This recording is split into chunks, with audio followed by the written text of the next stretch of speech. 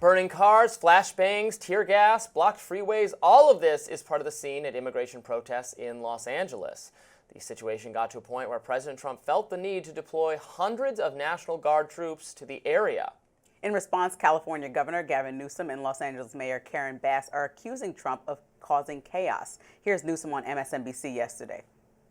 Donald Trump has created the conditions you see on your TV tonight.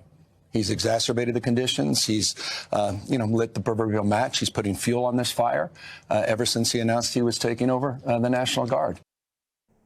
Meanwhile, President Trump wrote on Truth Social that he was directing cabinet members Kristi Noem, Pete Hegseth, and Pam Bondi to take all action necessary to end the riots. In another post, he wrote, Governor Gavin Newsom and Mayor Bass should apologize to the people of Los Angeles for the absolutely horrible job that they have done. And this now includes the ongoing LA riots. These are not protesters. They are troublemakers and insurrectionists. Remember, no masks. Newsom has formally asked the Trump administration to rescind what he called the unlawful deployment of troops to Los Angeles. Border Czar Tom Homan said that California officials could be arrested if they interfere or disrupt ICE raids. Here's Newsom's response.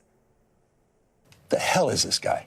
Come after me, arrest me. Let's just get it over with. Tough guy. You know, I don't give a damn. But I care about my community. I care about this community. The hell are they doing? LAPD's chief of police, Jim McDonnell, told reporters he wouldn't have requested National Guard assistance at first. But now, however, he says, quote, looking at the violence today, I think we've got to make a reassessment. Mayor Bass issued a statement that reads, quote, it doesn't matter where you came from or how you got here. The most important thing right now is that our city be peaceful. Protest and expressing your fears, your beliefs is appropriate to do, but it's not appropriate for there to be violence. Yes, and there is certainly a lot of violence going on. We're seeing there is looting, there is rioting, Waymos set on fire. These are the self-driving vehicles. It's really grisly images. I think this optics is just terrible for protesters who are opposed to the administration's deportation policies. I think this will make the public much, much more sympathetic to what Trump is trying to do with the deportations.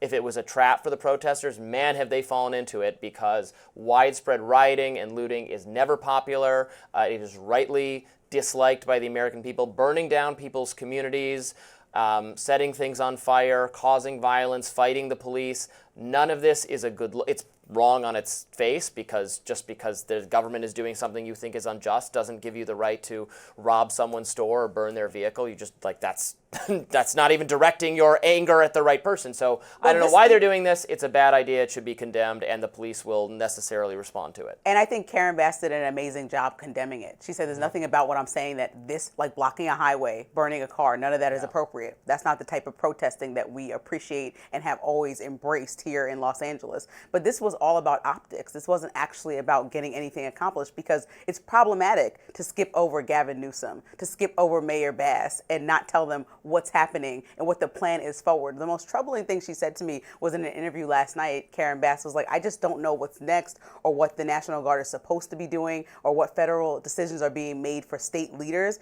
And just to be clear, just because you oppose National Guard or military deployment into local neighborhoods does not mean that you're pro-crime. It means that you think that state and local police can do their jobs and handle it. It sounds like the local police need to agitate. No, they can. It sounds like the local police do want the National Guards to help. Because now it's already been agitated, and then these aggressors are ruining the movement that automatically was just saying, let's just try to figure out how to do this by due process and constitutionally. And what I think that we're missing is that President Trump is sending the National Guard prior to needing it. When we look at past incidences, like in 1992, the riots, or in Hurricane Katrina, the president at the time worked closely with the mayor and governor because they requested national and federal help. They requested that. President Trump has a habit of skipping over important steps to get things accomplished the way our government works. From Congress to local mayors, you need to work with governors in order to have an appropriate response. These people have to live underneath the governor that's leading at the time. And so President Trump skipping them not only sends a message to the world that we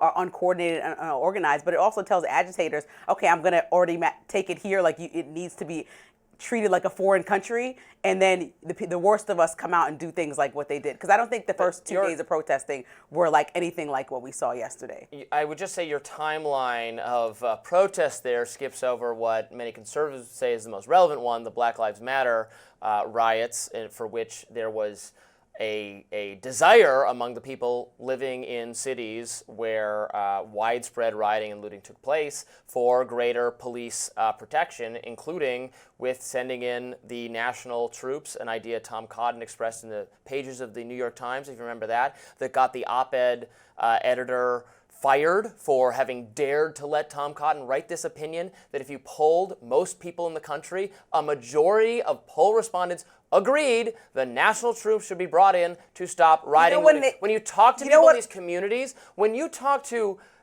low-income Democrats, black people in the communities, the people who actually have to live with the rioting and the looting, they say, no, please get the government more involved. We don't want that. Nobody wants this except affluent, white, liberal, progressive activists. And a National Guard maybe then should have been called on all the January 6th insurrectionists as well, right? The ones that Trump pardoned. So we can have this conversation in circles over and over again. No, that was also inappropriate and rioting by all standards, okay? You think the law enforcement response was inappropriate? No, I think that they were rioting and that the National Guard should have been called on them also then. Okay, this is the same person that makes That's the decision. Trump didn't do that in that moment, and he's doing it now unnecessarily. That was way worse than this. Well, So wait a minute. There's a dispute over how. Yeah, I know there's a dispute. Conservatives but will say President that they them. wanted to bring in a greater police presence, and that Nancy Pelosi thwarted that, and that local Democratic leaders didn't want that. So I don't think Republicans are saying there shouldn't have been more police there for January 6th. Well, I think they're saying the whole thing yes, would have you're saying never that. happened